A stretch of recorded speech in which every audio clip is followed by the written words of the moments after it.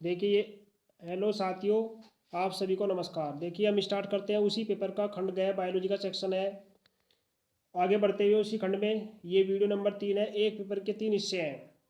ये नोट्स भी है, सैंपल पेपर भी है, बड़ा मोस्ट इंपॉर्टेंट है। प्रश्न नंबर हमारा है, मनुष्य के हृदय में कोष्ठों की संख्या होती है कितनी? 4।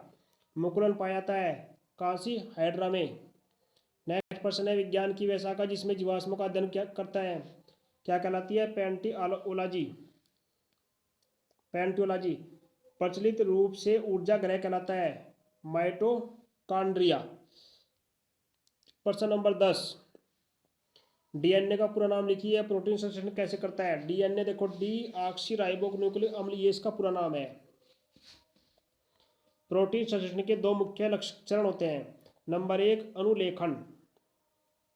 यह आपने ध्यान से पढ़ना है, याद कर लेना है। प्रोटीन संश्लेषण की आवश्यक वस्तुएं डीएनए में स्थित होती हैं। डीएनए ये सूचनाएं एमआरएनए से में अनुलेखित होती है। इस प्रक्रिया को अनुलेखन कहते हैं। एमआरएनए प्रोटीन संश्लेषण की सूचनाओं को राइबोसोम तक पहुंचाता है। नेक्स्ट है अनुवादन। ट्रांसलेशन से बोलते हैं, विभिन्न प्रकार के अमीनो अम्ल एक विनिश्चित संख्या, क्रम एवं व्यवस्थित होकर प्रोटीन संश्लेषण करते हैं। एमआरएनए का अनुवांशिक कूट विशिष्ट अमीनो अम्ल को कोडित करता है। इस प्रक्रिया को अनुवादन कहते हैं। यह क्रिया कहाँ होती है? यह क्रिया होती है राइबोसोम्स में। प्रश्न अगला चलता है, मेंडल ने अपने प्रयोग के लिए किस पौधे को चुना? इस पौधे को चुनने के कारण बताइए। मेंडल के सफलता के कारण, देखो मेंडल ने अपने प्रयोग के लिए मटर के पौधे को चुना। इसमें प्राकृतिक रूप से स्व परागण होता है, इसलिए इसने इसको चुना था। मटर के पौधे में कृत्रिम रूप से पर परागण भी कराया जा सकता है। मेंडल भाग्यशाली रहा क्योंकि उसने जिन लक्षणों का अध्ययन किया वे पृथक पृथक गुणसूत्रों पर थे। नेक्स्ट नंबर 4, मेंडल ने अपने प्रयोगों के नतीजों का विश्लेषण वैज्ञानिक पद्धति से किया। गया प्रश्न तरल संयोजी ऊतक किसे कहते हैं? देखिए ये सब परिभाषाएं जो है आपकी वीडियो के रूप में दी हुई है, वहां से जाकर के आप सभी परिभाषाओं को आराम से दे सकते हैं। यहाँ से अपने प्रश्नों को देखिए और याद कर लीजिए। तरल संयोजी ऊतक का मैट्रिक्स तरल होता है। इसे श्वेत कोलेजन तथा पीत इलास्टिन तंतु नहीं होते। अतः तरल मैट्रिक्स में कोशिकाएं, रक्त कोणिकाएं पाई जाती हैं, जैसे रक्त एवं लसिका। प्रश्न 11 का क्या चलता है, ग्लूकोज अणु के ऑक्सीकरण से ऑक्सीजन की अनुपस्थिति में ईस्ट से क्या उत्पाद बनते हैं? क्या क्या बनता है? देखो ये दिए हुए सब नाम। ईस्ट आदि कवकों में O2 के अभाव में अनॉक्सीकरण किण्वन होता है। इसके फलस्वरूप एथिल एल्कोहल प्राप्त होता है। ये दिया हुआ है एथिल एल्कोहल, ये आपकी पूरी प्रक्रिया दी हुई है यहाँ पर। नेक्स्ट चलता है, एक लिंगी तथा उभयलिंगी पुष्प में क्या अंतर है बताइए। दोनों का एक एक उदाहरण दीजिए। बड़ा इंपॉर्टेंट प्रश्न है। एक लिंगी पुष्प, ऐसे पुष्पों में नर अथवा मादा जनन पाए जाते हैं, जैसे लौकी, पपीता आदि। उभयलिंगी या द्विलिंगी, ऐसे पुष्पों में नर और मादा दोनों पाए जाते हैं, जैसे सरसों, मटर आदि। नेक्स्ट हमारा चलता है, रंध्र क्या है? इसकी उपयोगिता स्पष्ट कीजिए। रंध्र ये पत्तियों में सर्वाधिक संख्या में पाए जाते हैं, जो वाष्पोत्सर्जन की क्रिया में सहायक हैं। देखो ये फिगर दिया हुआ है। रंध्र, स्टामेटर, वाह्याकार और अनुप्रस्थ काट दोनों दी हुई है। आप इसे जो है फिगर को अच्छे तरीके से समझ लें और याद कर लें। बाह्य त्वचा, पर्णरंध्रीय छिद्र, रक्षक कोशिकाएं, बाह्य कोशिकाएं दी हुई है यहाँ से इधर। तो इस प्रश्न को जो है आप अच्छे तरीके से देख लो और याद कर लें। नेक्स्ट दिया हुआ है, आनुवंशिकता से आप क्या समझते हैं? इसके जन्मदाता कौन थे? इसकी विशेषताओं को उल्लेख कीजिए। देखो आनुवंशिकता के बारे में बड़ा मोस्ट इंपोर्टेंट प्रश्न है ये। आनुवंशिकता, हेरिडिटी, इसकी जो है हमारी एक बहुत अच्छी वीडियो है। बायोलॉजी सेक्शन में जाकर के आप प्लेलिस्ट में जाकर के वहाँ ढूंढ सकते हैं। बहुत अच्छे तरीके से उसको समझाया हुआ है आनुवंशिकता। तो इस प्रश्न को जो है आप वहाँ से जाकर के याद कर सकते हैं। ये पूरा प्रश्न दिया हुआ है, आप यहाँ इस वीडियो से भी लिख करके याद कर सकते हैं। देखो ग्रेगर जॉन मेंडल को आनुवंशिक का जनक माना जाता है।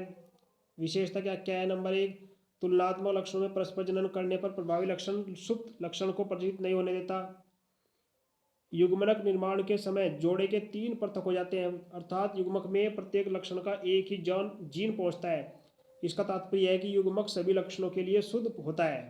नंबर 3, निषेचन के समय युग्मक परस्पर अनियमित प्रकार से संयोजित होकर नए नए संयोग बनते हैं, जिसमें विभिन्नताएं उत्पन्न होती है। नेक्स्ट प्रश्न नंबर 12 दिया हुआ है, कायिक प्रवर्धन किसे कहते हैं? इसकी विधियों का वर्णन उदाहरण सहित वर्णन कीजिए।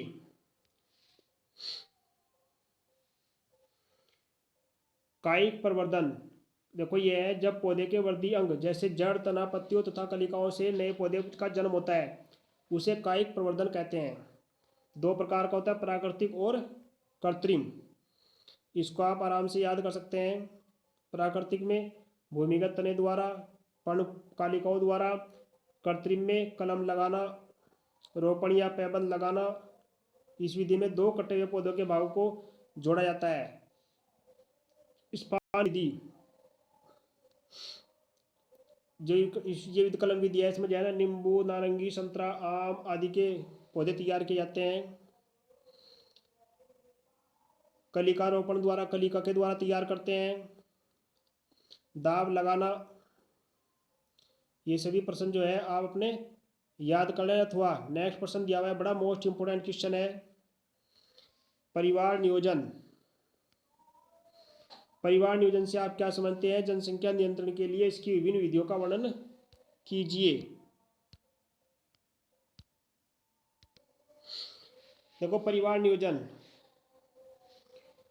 परिवार के सदस्यों की संख्या को सीमित रखकर प्रत्येक और राष्ट्र की जनसंख्या को नियंत्रित किया जा सकता है। राष्ट्र की उन्नति के लिए यह आवश्यक है कि राष्ट्र के संसाधनों के अनुरूप ही जनसंख्या में वृद्धि होनी चाहिए, अन्यथा अनेक सामाजिक समस्याओं के कारण राष्ट्र की उन्नति प्रभावित होती है। समाज विभिन्न समस्याओं जैसे भुखमरी, बेरोजगारी, आवासीय, शिक्षा एवं स्वास्थ्य संबंधी सुविधाओं का अभाव आदि का सामना करना पड़ता है अगर जनसंख्या अधिक होगी। परिवार नियोजन की विधियां 2 मुख्य विधियां, नंबर 1 अस्थायी विधि, नंबर 2 स्थायी विधि। नंबर 1 अस्थायी विधि कौन सी है? अस्थायी विधि है नंबर 1, विवाह योग्य आयु सीमा का निर्धारण हो। लड़के की आयु 21 वर्ष एवं लड़की की आयु 18 वर्ष से कम नहीं होनी चाहिए। आत्म संयम, पुरुष और स्त्री को लैंगिक संभोग केवल सुरक्षित काल में ही करना चाहिए। नंबर 3 लूप का प्रयोग, स्त्रियों में लूप लगाने की व्यवस्था परिवार कल्याण विभाग द्वारा की जाती है, इसमें गर्भ धारण का खतरा नहीं होता है। नंबर 4 रासायनिक औषधियाँ, गर्भरोधक गोलियों को खाने से गर्भ धारण करने की संभावनाएं कम से कम हो जाती है। और महत्वपूर्ण चीज है आत्म संयम। अगला नंबर है स्थायी विधियां।